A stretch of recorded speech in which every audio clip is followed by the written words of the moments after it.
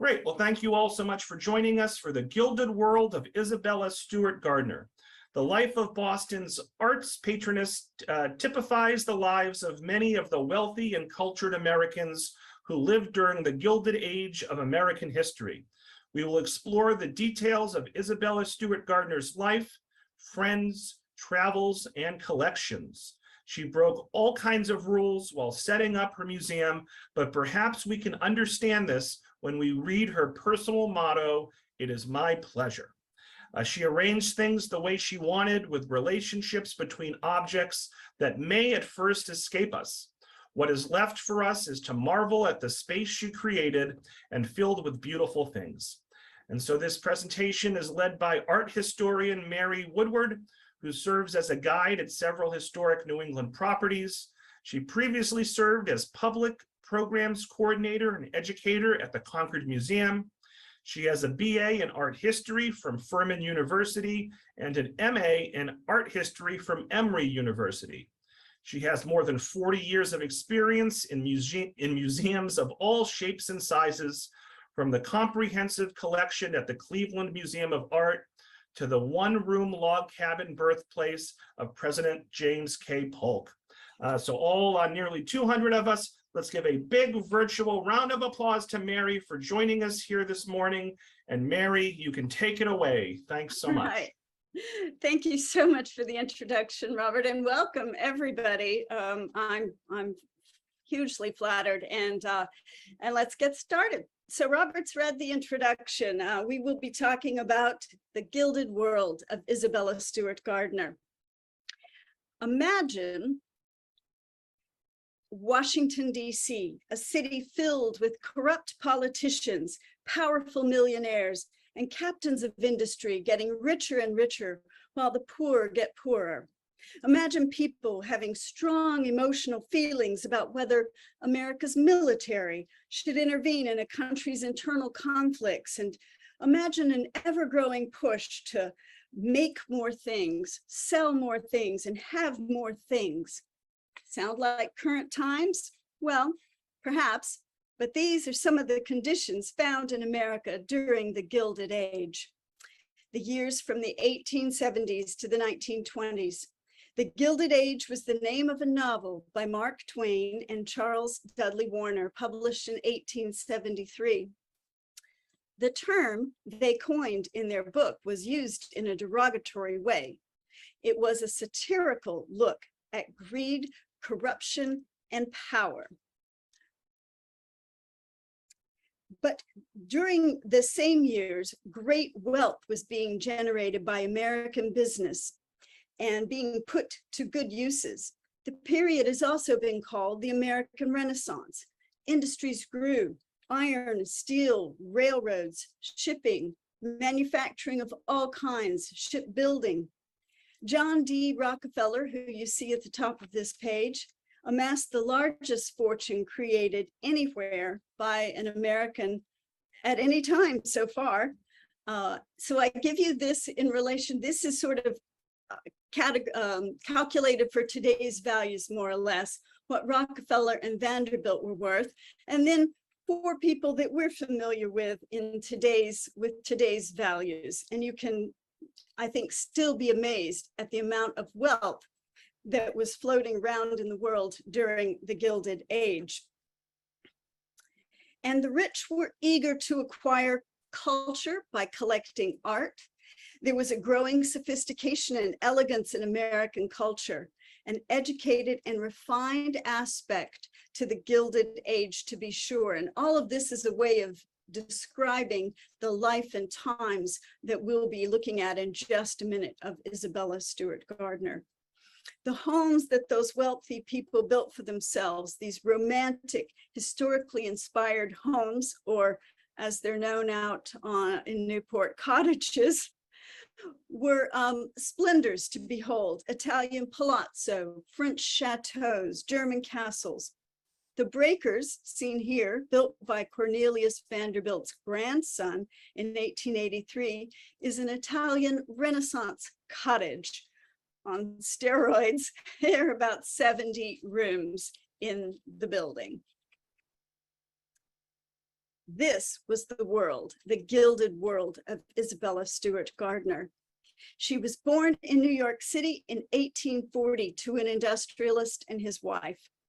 The Stewart family could trace their ancestry back to the royal Stewarts of Scotland and England.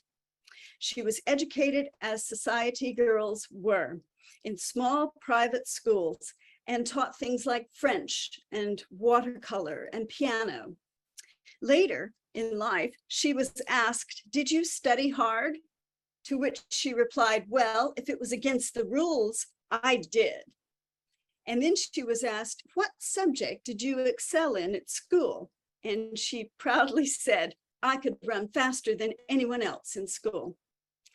Her parents sent her to a finishing school in Paris as a 16-year-old, and perhaps wisely, they went along with their daughter while she was there. As a teenager traveling with her family in Europe, she was inspired by a private museum that she visited in Milan, where, as she wrote later in a journal, a splendid collection was housed in a fine house. She apparently told a friend at the time who then recounted the story later, that if she'd ever had any money, Isabella promised that she would like to create just such a thing, a private house museum.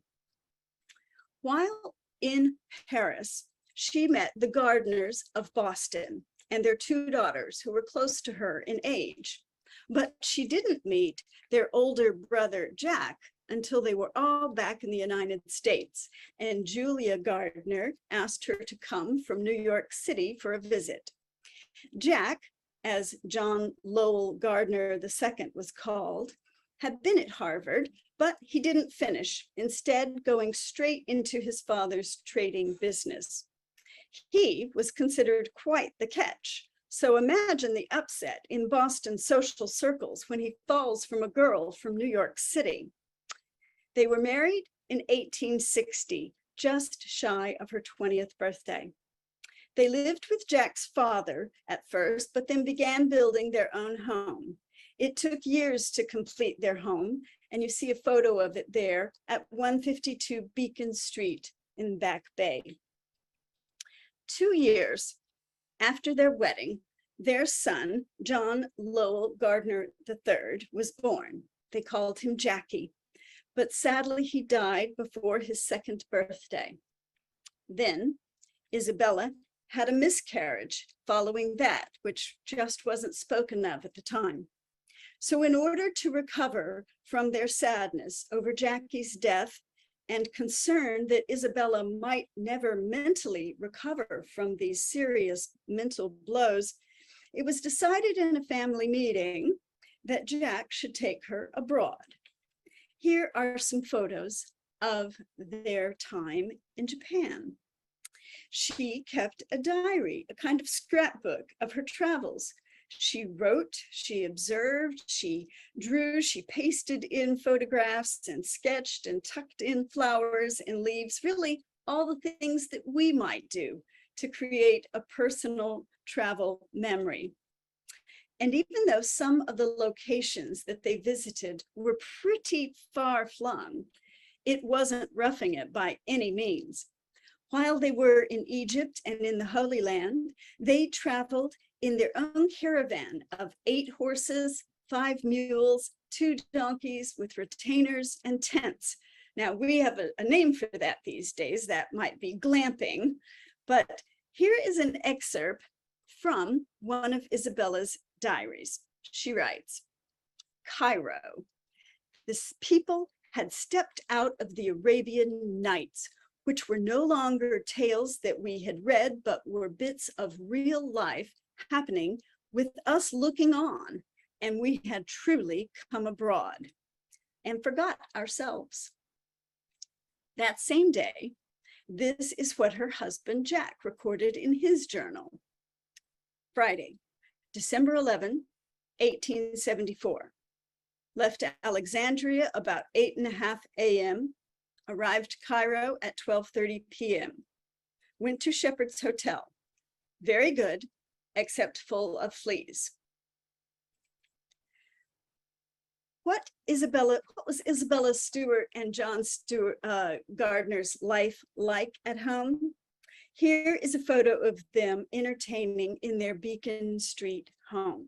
And I'm going to put a circle on it in the next one. There's Isabella right there. Those two white dots in her hair are not a flaw in the photo. They're diamonds. And when diamonds are this big, you can bet they have names. One was called the Raja, weighing in at 26 carats. And the other was called Light of India, weighing in at 16 carats. This is not the last we're going to hear of those diamonds. She and John liked to entertain. And certainly there were plenty of tales about her in Boston's social columns, stories that would grow completely out of control. But they actually started with some pretty fantastic truths in the beginning.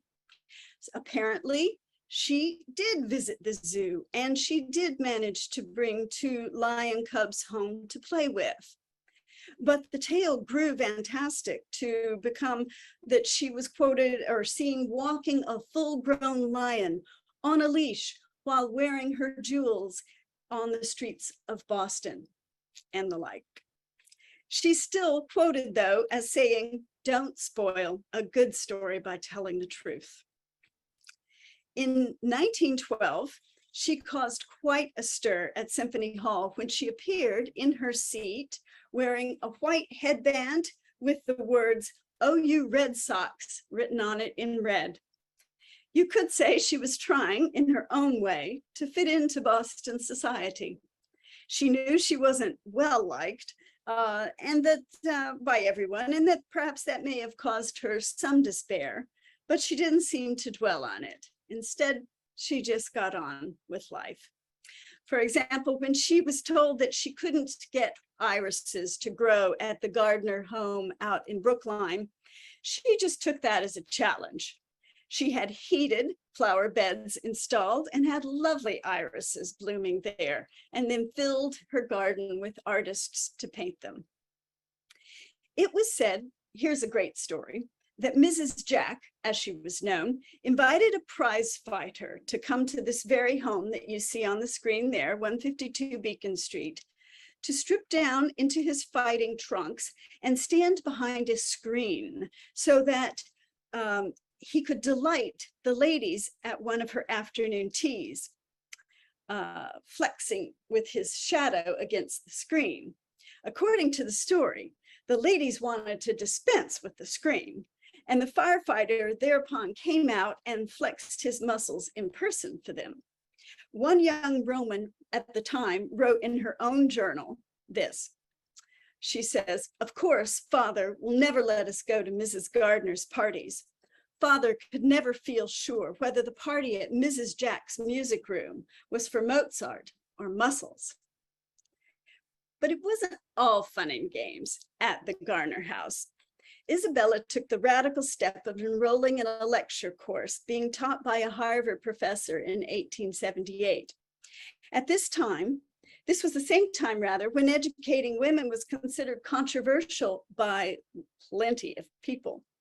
Harvard didn't officially start courses for women until it started Radcliffe College the following year. Some suggest her interests in more education was due to the fact that they now had children in their lives. From 1875 on, they raised their 3 nephews after those nephews became orphaned. The boys were 10, 12, and 14 when they came to live with the Gardners.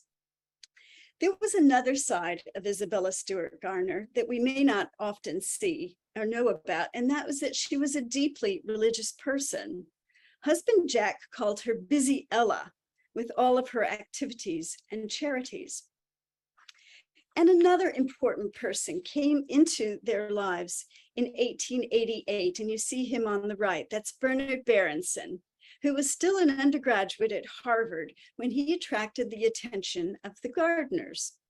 He wanted to travel Europe studying literature, and he needed funding, he needed money, and they were among a group of people who funded a fellowship for Berenson. He went to Europe in 1887 and switched from literature to art, becoming a renowned scholar of Italian Renaissance art in particular, and more importantly, perhaps, becoming a connoisseur, an advisor, and a buying agent for Mrs. Jack and others for many, many years. The Gardner Museum tweeted out this quote a few years ago in discussing her goals for the museum with Bernard Berenson. Isabella Stewart wrote, "Let's aim high. Let's aim awfully high. If you don't aim, you can't get there." The artist most closely associated with her through his portraits of her is the American John Singer Sargent. They met through friends. He was a prominent society painter. In 1882, we know this painting, he painted the four daughters of Edward Darley Boyd, and we still marvel at them at the MFA. Then he caused a scandal in Paris with his portrait of Madame X. Her husband, Monsieur X, Monsieur Gautreau, wouldn't accept this portrait of his wife. And it was in Sargent's studio in England when he met Isabella. And you see that photo there on the right. Now, 5 years later, after this, Sargent was in Boston to paint more portraits, this time a portrait of Mrs. Edward Boyd. It was customary for artists who were painting a portrait of their subject to stay with that person. But when Mr. Boyd had to leave town, it wasn't proper for Sargent to stay at the Boyd household any longer. So he ended up at the Gardner's house, staying there. Well, naturally, Isabella wanted him to paint her too, and he did. And she got her own scandal. She was 48 years old. At one of her, what one author says, most formidable periods, confident and in control. Sargent painted her against a 16th century velvet brocade, patterned and positioned so that her head seems to be crowned. And you can see that in the left there. If you look closely at where her head is, then the pattern of the brocade behind her clearly forms a crown on top of her head. And certainly she's surrounded by a halo. It was Sargent's idea for her to wear her pearls around her waist, but I'm sure she agreed, as she was known to be quite proud of her figure. Together, they created a stir. So much power, so much confidence, so much cleavage. Sargent called the work Woman an Enigma. It was shown in one 1888 exhibition, and then the nasty gossip started in town. Her husband Jack was angry, and he made them take the painting off view, which of course only increased people's interest in it. It was kept at home, but during Jack's life, it was never publicly seen. However, Isabella was quite happy with the portrayal, and she put it up in the museum, which she made after Jack's death. She later added a related painting to her collection, another view of Madame X, or Madame Gautreau, as her real name is, drinking a toast, another work by Sargent. I smile at this because it seems to me, I'd like to interpret it as a celebratory toast from one independent-minded woman to another.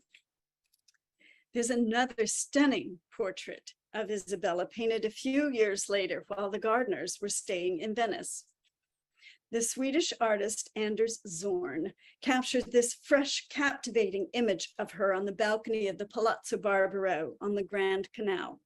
She's 55 years old. Zorn, who had also been staying with the Gardners, had been trying to create a successful portrait of Isabella and was growing anxious. One evening, as the Gardners and their group were socializing, Isabella stepped out onto the balcony to see what was happening, then suddenly turned and came back in, and he captured the moment. It's as if she is really radiant with light herself, and then there is that long strand of pearls again. Now, just a brief word or two about the role that Venice played in their lives. Though Venice, unlike English-dominated Florence, Italy, or church-dominated Rome, Venice was a playground. The light, the color, the water, the crumbling plaster. If you've been, you know, there's never been more romantic and intriguing city, I don't think. The Gardners were part of a circle of close friends there who gathered often. The Palazzo Barbaro was a medieval palace owned by a Boston family, the Curtises. It was such a hospitable locale that even Ruskin, the art critic, and Whistler, his favorite target, could coexist in the same group while in Venice. And architecturally speaking, this is all going to look familiar in a few minutes when we see how it inspired Isabella Gardner. There was another group of friends, though, who accepted her, who basked in her warmth and generosity. These were the residents of Dabbsville. A. Piatt Andrew, who you see in the upper left corner there, and Isabella Stewart Gardner met one another in 1903. He was an assistant professor of economics at Harvard. He built a summer home called Red Roof on Eastern Point at the edge of Gloucester. His neighbor was Henry Sleeper, who you see down on the lower right of that photo, a talented and popular interior decorator. They had a close group of friends, and they named the place Dabbsville, building on the letters from their individual names. They included Isabella Stewart Gardner as an honorary resident of Dabbsville. She didn't have a home there, but she was welcome in all of theirs. Here she is in a celebratory group dinner one evening, and that's Isabella Stewart Gardner with her back to us in the center of the picture, sitting in a chair with a Y on a cloth draped over the back. That's because at this point in her life, she started styling her name Isabella by spelling it with a Y instead of an I. The group inspired and supported and entertained one another for years. Henry Sleeper built his home there in 1907, just a few doors down from A. Piatt Andrews' Red Roof. It's named Beauport, and it is part of the Historic New England's collection of homes. So I offer you that as a fabulous field trip up out of Boston at some point. Isabella Stewart Gardner's father died in 1891 and left her a small fortune. She wasn't nearly as wealthy as those mentioned earlier, but she did inherit $1.75 million. At that point, in today's value, almost $50 million. So beginning in 1892, she and Jack began to seriously collect some beautiful, serious art for their home on Beacon Hill. She bought 174 paintings in just a little over 9 years. Among the highlights, and unfortunately one of the stolen works, is this one here by Vermeer called The Concert. Isabella was in competition not with other collectors for this work, but with large museums over the Vermeer. She was told that both the Louvre and London's National Gallery wanted to buy it, but they didn't want to be seen to bid against one another because that was bad form, perhaps. Well, it worked out for her because she came out on top with a bid that in today's money would be only about $150,000. What a bargain, huh? The work on the wall in the painting by Vermeer, the work hanging on the right in the painting is another actual painting that was owned by Vermeer. It's called The Procurist by Dirk van Barbaren. It was owned by Vermeer, and guess where it's been since 1950? It's been at Boston's Museum of Fine Arts. In 96 rather, Bernard Berenson recommended that Isabella buy a Rembrandt self-portrait dated 1629, the first ever that he did. And he sent her a cable, just very succinct. Yes, Rembrandt, or no Rembrandt. Her answer was equally succinct. Yes. Here you see it in a photo hanging on the wall of their home at 152 Beacon Street. Considered by many art scholars to be the most important painting in Boston, Titian's Europa was painted by that Italian artist for King Philip of Spain. Years later, it was part of a royal dowry sent to England when a Spanish princess was supposed to marry Charles I, Charles Stewart. The marriage negotiations fell through, but the painting stayed in England. Since Isabella could trace her family ancestry back to the royal Stuarts, she felt she needed to have this piece. It was an important addition to her collection, at least because one author feels that it gave her collecting a focus, Italian art of many different periods, from medieval through Baroque. Titian's Europa is quite the work, and it's a work that the artist Peter Paul Rubens himself called the greatest painting in the world. Another important painting was bought, and this one was the Zurbaran on the right, Madonna, Virgin of Mary, the Virgin of Mercy, a Madonna and Child by the Spanish artist Zurbaran. Isabella hung it in a private room in their first home, but then she created a Spanish chapel for it at her museum, and it was placed there along with a sign that read "In Memoriam," because it was said that she felt that the infant Jesus bore a strong resemblance to her son Jackie. And Christ Carrying the Cross is from the workshop of Giovanni Bellini, perhaps also one of her favorite works. It's an intimate, small devotional work, and the way that she arranged it only amplifies that quality. She set it on a table where the viewer, herself, could sit in a chair and meditate on it. On the table, she also put a silver cup, you see it there, and filled it with violets. The flowers reminded her of her husband, Jack. He always bought her violets. The museum continues this sweet tradition today. If they can't get violets, they get another flower of the same color. Interestingly, Berenson helped to acquire this devotional piece, but he added in his note to her this quote. He said, "Well, you shall have it, yet it somehow is not the kind of thing I think of for you," signaling to me anyway that even those somewhat close to Isabella underestimated her religious devotion. She sat, or rather stood, for a portrait by Lowell's own James McNeill Whistler, which you see on the left, which he titled "A Little Note in Yellow and Gold." And later, years later, she purchased a similar sized piece, not of herself, but of a model nearly nude, entitled "The Violet Note."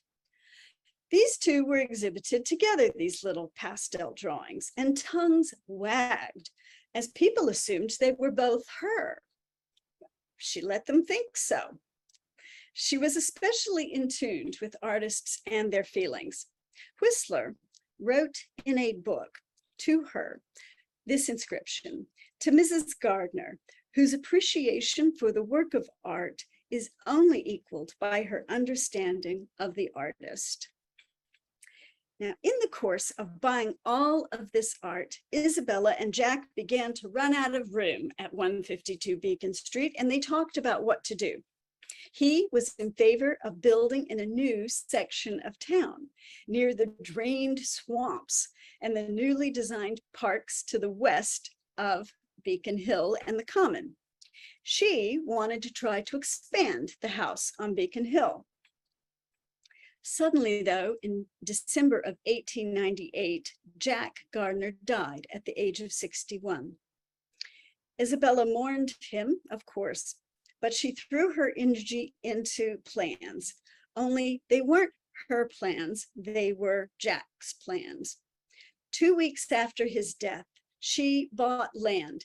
The newly created area called Back Bay Park had been laid out by none other than Frederick Law Olmsted, even though at the time it was still considered a bit remote. John had encouraged her to build her Venetian palace. So you see this map here, and if you recognize the lakes and ponds and forested area of what we now call the Back Bay, but the Fens area, she called her house that she began to build Fenway Court. She retained William Sears to begin drawing up plans for the new home and museum. Over the course of building Fenway Court, they went back and forth with changes, arguments, threatened workers' strikes, lack of permits, and the ever-looming fear of inspectors coming. She understood the adage that if you want something done right, you have to do it yourself. Apparently, she wouldn't let the workers set the columns in place without her being there. Staircases were built and then rebuilt to her exact specifications. And there on the right, you see a photo of her up on a ladder in the courtyard with paintbrushes, showing the Italian painters how to create the paint effect and the pink color she was after. So she brought in European workers to create her own Venetian palace. When it was finished, 150 invitations went out for the evening of January 1st, 1903, with the request to be punctual. It was an evening like no other Boston had seen. The receiving line stretched out the door and around the block. It's January now, remember that. And that's because guests were made to walk up a staircase to be greeted by, and of course, pay homage to the lady of the house, Isabella Stewart Gardner, where she was wearing on her head that evening those two diamonds again, the Raja and the Light of India. But as one visitor noted, they were now on wires and so looked like antenna, if you will, sprouting from her headband.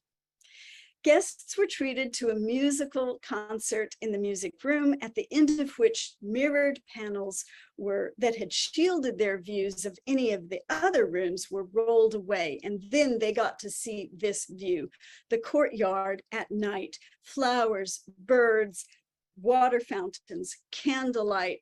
It was an overwhelming and stunning unveiling. What she created was and remains astounding, yet from the exterior, you'd be hard pressed to find a plainer building around.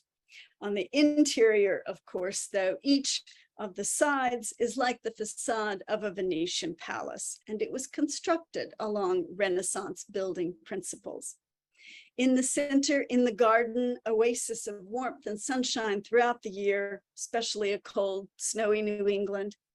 And in the center of the courtyard, a mosaic of Medusa, that terrifying female from history. So what happens when you build a world-class collection of art that you love and you place it inside a palace that you've created and you invite the public to come inside? The plan was to open the museum to about 200 people a day for 10 days at Easter and 10 days at Thanksgiving, but there were problems immediately. There were damages, there were thefts of small items, and it made her change her plans to allow only art students to arrive, to come in, and she charged them $1 a piece to help defray the costs of security. It was said that she was a nervous wreck on open days. By the way, her private apartments are on the top floor of Fenway Court. In 1914, she renovated Fenway Court. She took out the 2-story tall music room and she created 2 galleries, so she had more space to put art. She created, one of them was this Spanish cloister, which she created. And one of the reasons for this was to accommodate a painting which she didn't own at the time. It was Sargent's large work called El Jaleo. It belonged to a friend who, perhaps unwisely, had lent it to her while he closed his home for the summer. The next time he saw his painting, she had created the Spanish cloister with its carved arch frame of antique stones and floodlights along the bottom to mimic the painted floodlight in the picture. Apparently, he could do nothing but present her with the painting as a gift on the spot that he saw it. Isabella Stewart Gardner began living a period at this point rather economically. She reportedly would send her man out for 2 oranges instead of a dozen, or she would be seen wearing a dress that was made from a brocade sofa cover. What she was doing, what she had in mind, was to try to squirrel away and keep enough money and leave it behind for the running of her museum. And there really was no idea what kind of money that would take. There was a trust created to run Fenway Court, and Henry Sleeper, owner of Beauport from Dabbsville, was named trustee. Isabella so admired what he built at Beauport, and he loved what she had done at Fenway Court, so it just made perfect sense. She left a provision that if anything moved or if other works were brought in, the whole thing could go to Harvard and they could do with it what they please, sell it if they wanted. She also made another provision that every year on her birthday, a memorial service would be held in the chapel. She broke all kinds of rules setting up her museum, but as we said in the introduction, perhaps we can understand this better when we learn that her personal motto was, "It is my pleasure. It's my pleasure." She arranged things the way she wanted, with relationships between objects that may escape us at first. As you know, there are not any wall labels that you would find in a traditional museum. They're not explanations necessarily for visitors, so it's a completely interactive experience. We're presented with assemblages, and we can put them together and make them relate to one another by style or color or theme or shape. There are endless possibilities. It's actually quite exciting once you think of it that way. In this room, below Titian's Europa, there is, and I've put a blue oval around it, there's a 17th century statuette set on its side in order to mimic the pose of Europa above. Now, maybe you were like me. The first time I saw this, I almost reached out and tried to set it up right. No, I grabbed hold of myself and not the statue, which is good. But I thought the thing had been tipped over when it was, but it was tipped over on purpose. Behind the statue, she put a piece of pale green and silver silk from one of her dresses, a creation by Worth of Paris, which had shocked Boston when she wore it. So it's here, and perhaps it's continuing to sort of shock Boston. On Christmas Eve in 1919, she suffered an embolism that left her partly paralyzed, but she didn't let the public know how disabled she'd become. 2 years later or so, Sargent came in to paint her portrait for the last time. In this watercolor, we see her confident and poised. It's painted 34 years after her triumphant black dress, pearls around the waist portrait. She's still an enigma. We see calm, controlled, and powerful old woman, quietly sitting, wrapped in layers of white and propped up on her sofa. She is bravely facing life and the end of life straight on. She died just 2 years later in 1924 at the age of 84. She was a tastemaker and a trendsetter. Art, religion, social freedoms, these were interests that motivated her. She created a new type of building, a private collection museum without any or much evidence of a domestic life involved, like the Frick in New York City, the Walters in Baltimore, or the Getty Villa in Malibu. In the words of a former curator of the museum, Isabella Stewart Gardner deliberately created a sense of mystery about herself. No single interpretation can encompass the personal poetry of her marvelous installations. Now, the thing that most people will address the elephant in the room, the thing that many of us know about and have been drawn to in recent years is the theft. One quick note before we get to that, though. Some of you have been with me over the past years, and we've talked, or me already know about the Monuments Men. If you do, the last time we saw George Stout was in this photo in 1945 at the salt mines as the Michelangelo was being transported out of the mines, safely recovered from where the Nazis had hidden it. He became the director at the Gardner Museum there from 1955 to 1970. And then you know that on the morning of March 18th, $500 million worth of art was stolen from the now called Isabella Stewart Gardner Museum, not Fenway Court. It remains the single largest property theft in the world. So with that, I will end. I will open it up to, we'll go back to meditate on that. We'll go back to Robert now if we want and see if we have any questions or comments. Thank you. Great. Thank you so much, Mary. Wonderful job. Folks, at this point, please get your questions into the Q&A, and we will address as many as we can before 12 o'clock. Eva Jane asks, do any photos exist of Isabella's private quarters? Not that I've seen. Good question. I have not seen any. No. Karen asks, is the Y on the front of the House Museum an homage to her first name? You know, how can it, I mean, I don't know for sure, but golly, once I saw that and I knew that she used a Y for her name sometimes, it does really stand to reason, doesn't it? I would like to think so. Pat asks, is Berenson the same person who was involved in the J.P. Morgan's librarian? Most likely, yes. I haven't read that book yet, but yeah, Bernard Berenson grew to be a very influential scholar and, as I say, buying agent for the wealthy at this time. Now, I asked these two questions before the Zoom started. Kathy wants to know, do you have your own theory about the theft? And Jody asks, are there any leads on the heist? I thought I heard that it was about to be solved. Oh gosh, I hope so. No, Robert and I were discussing it a little bit. I've read some of those books, and you'll get, when he sends out the references tomorrow, you'll see some of those listed in the material that you can read if you haven't read already, seen the TV shows and all. No. I guess, as I was saying to, I'm not a native Bostonian. You can tell, can't you, from my accent? But so I guess I've never really completely appreciated the power and infiltration that the mafia has had in Boston in the past.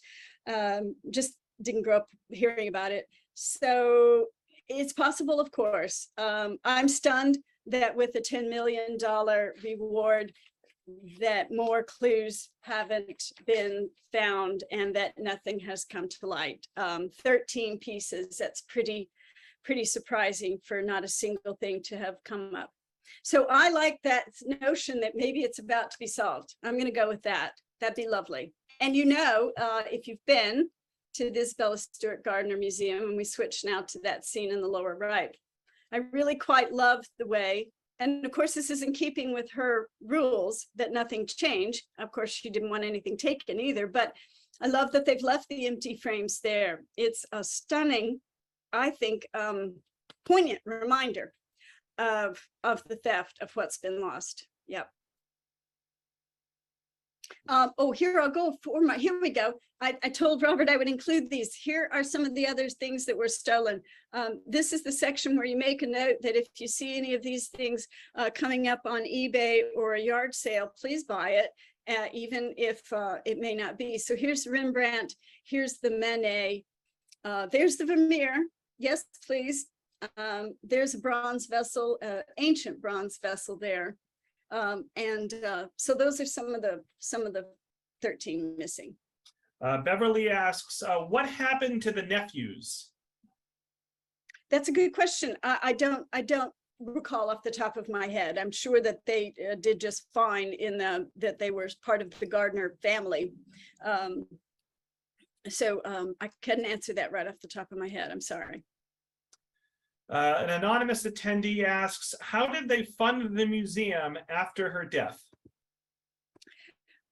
She set up money. She left money for the running of it. She was very conscious about setting up a trust for it, and it was to that one that she appointed Henry Sleeper first, although he didn't live much longer than Isabella Stewart did. I mean, not too terribly longer, but yes, she set up a trust. Speaking of money, Karen asks, what was the source of wealth of the Stewarts and the Gardners? Industry, mercantile, real estate. These types of investments were what was typical of the this is post-Civil War era. And so while they weren't operating on the echelon of on the same level as the Rockefellers and Vanderbilts, they nevertheless were able to build fortunes in industry and especially in real estate. Francis asks, when and why was the museum's name changed? Oh, that's a good question. I should know that, but I don't really accept it. I think Fenway Court just didn't really describe it the way that it ought to be described. But that's a good question. And I think this is a handbook that was written by Hilliard T. Goldfarb, who was really part of the museum for many, many, many years. And I bet the answer is right in there. Let's see. Rocco wants to know, why is the exterior of the museum so plain? That's a good question. Stylistically, I think it fits in with the neighborhood a little bit better. It would be sort of jarring. And really her interest was to create the palace within. So it's true of Renaissance. I will just say this, historically, there are precedents when you look at Renaissance palazzos. Now, Venice is an unusual case, of course, because everything is open to the water, and we are seeing those gorgeous facades on the exterior. But if you were to go to Florence, or if you were to go to Rome and look at a Renaissance palazzo from the 14, 15, 1600s, they have very plain exteriors generally, and then they may have a door into a courtyard that is a splendid, wonderful, glorious place. But their street face was pretty sober. A lot of rusticated stone, window here and there. You had really no hint of what treasures lay inside. So there's a historical precedent for that, for building it that way. Michelle asks, how does the newer addition fit in with Isabella's views on keeping the palace as it was when she was alive? Well, that's a good question. I mean, I personally, I think that they did the best they could, couldn't they? They have very strict limitations about changing what she had built. But I do believe that the spirit of it, that is that they're able to reach broader audiences. They're able to look at other parts of her collection, which are, not everything was on view, for instance, in her display. And so they're able to have a beautiful resource that they've built for the public to be attached gently, ever so lightly, to the original building, and provide the public and art students and everybody more opportunities to learn more about the collection. When you can look at their website, but also I like to use Instagram a lot, and the Gardner Museum on Instagram is a fun way to see quite regularly. They'll post images of things that you might not see, but they've brought out to light to have an exhibit of, or to share some scholars' words on. So I think they did a fine job. And I think that since her goal was to share this art with people. I think they're living up to her ideals. Let's see here. Diane asks, what was Isabella's religious affiliation and what church did she attend in Boston? Oh, I imagine she was Catholic. The Stewarts historically are Catholic. And I don't know what church she went to. Yeah. She did build a private chapel for herself in her museum. Francis asks, when were visitors other than art students allowed back into the museum, and was Isabella Stewart Gardner still alive at that time? These are really detailed and good questions. I don't know exactly when they turned it around. It may have been after her death. I don't know. Here's another detailed question. The family of T.S. Eliot also spent summers at Eastern Point. Did Isabella Stewart Gardner ever meet him or any of his family members? I don't know. Do we know what years that was? Because that would tell us. And we'll have to come back to that. Anne asks, are her pearls on display in the museum? Not that I've seen. Aren't they something? They look like there are a couple of rubies thrown in along as well. So yeah. Dory says, I heard that the Gardner Museum sold many Asian collections during the economic downtime. Are there plans to get those back? I wouldn't know. I don't know. That sounds like a good question for them on their website. They may address it on their website. They certainly address the theft on their website. Natalie asks, did Isabella leave some kind of list of her favorite places or museums that she visited during her trips around the world? Well, she left those, she did leave those beautiful travel books. Those have been published or reproduced rather, and studied. And so if you go to a library, if you Google, travel albums of Isabella Stewart Gardner or something like that, you will see a more modern reproduction of them. So she did it that way. She actually was an exceedingly private individual, though, and she grew more private as she aged. And so there are reports of her spending time destroying a lot of her letters and correspondence in the last few years of her life. And so that has left a lot of questions for people, and we may not ever know the answers to them. So folks, we're going to start to wind down. Let Mary know in the chat if you enjoyed today's presentation. A few more questions for you, Mary. Michelle asks, are her two big diamonds on display at the museum? And Teresa also asked a similar question. What happened to her diamonds she wore in her hair? I don't know. I don't believe the jewelry is on display.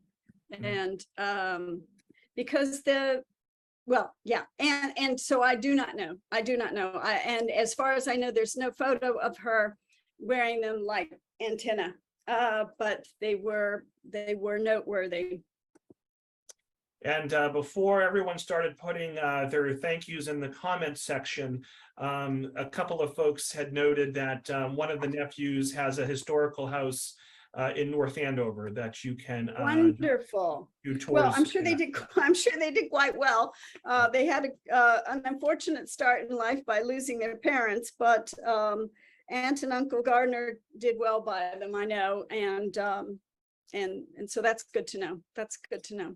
An anonymous attendee asks, "Where is Isabella buried?" Oh, that's a good question. Again, I don't know. I will try to find out where. And Renee had a nice antidote. She said, anyone with the name Isabella has a free lifetime admission to the Isabella Stewart Gardner Museum. That's absolutely right. Isn't that lovely? Yeah. That's fun. I know, it is fun, isn't it? Eva says that she's buried at Mount Auburn. Oh, fun. Thank you. Let's see. I think there was also somebody looked up her religion. Let's see, Episcopalian, and she was involved in the Copley Square Church. Oh, okay, thanks. I'm sorry, yes. Well, so the Stuarts were famously Catholic, if we go back to English history, but all right, yeah. So she is Episcopalian. That's good to know. Thank you. Right, and I don't distrust anything in the chat, but you know, folks don't often cite their sources, so I'm always a little reluctant to throw out answers without Sure. you know. But anyway, I'm sure that's correct. So Julia says, thank you, a really fascinating talk. So glad to have been able to join you from Oxford over in the United Kingdom. Uh-oh, There we hello. go. So we were international today. Donnie Yay. says, thank you, very interesting and informative. Marilyn says, wonderful. Myra said she loved it. Karen said this was great. Martha said, super, thank you. Let's see, I'm not going to read all these, but obviously I'll save the chat for you, Mary, and you can see all the nice positive comments. Oh, Folks that's great. left. Thank you. So it is 12 o'clock, Mary. Do you have any last words for the group before we wrap up? No, just please go visit if you haven't already. And I've never seen this in person, but I've put this in that they do. Another thing she set in stone was that they do this. They grow these long nasturtiums in the greenhouses and they hang them out the windows once 1 week or two a year. And so look on the website for that as well. It might be very splendid to see. Thank you all for joining me today. I really appreciate it. All right, and the chat has since cited their sources. Look at that. So Brilliant. I want to thank you all for joining us. I want to thank the 13 other libraries that partnered with Tewksbury to make today's event possible. Always want to thank the Friends of the Tewksbury Library. Look for an email from me tomorrow with a link to a feedback survey, link to this recording, information about some other upcoming virtual art programs. I'm not exaggerating, folks. I think we have 10 lined up in September, October, and November. And I think Mary's doing at least 3 of those. And then Mary also has a handout that I'll provide tomorrow. So anyway, bottom line, look in your email tomorrow morning, important email coming your way. So thank you all so much, and I hope everyone enjoys the rest of their day. Bye-bye. Thanks a lot, Robert. Thank Bye-bye, you, Mary. everybody. Thank you. Have a good one. Thanks, you too. Bye.